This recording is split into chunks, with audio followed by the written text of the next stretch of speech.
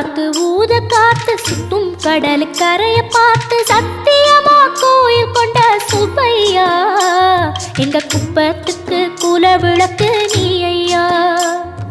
வாட காத்து வீச பார்த்து அலையை எதிர்த்து வலைய போட்டு மீன் பிடிக்கும் தொழில் நடக்குது முத்தையா. கரை மீண்டு வர காவல் உந்தன் வேலையா. திருச்செந்தூர் ஆண்டவனே வேல் முருகா தினம் உனக்கு நன்றி சொல்வோம் மால் மருகா. திருவடியில் தவம் இருப்போம் திருமுருகா. தீப்பெழுது நலமெனவே வடிவழகா.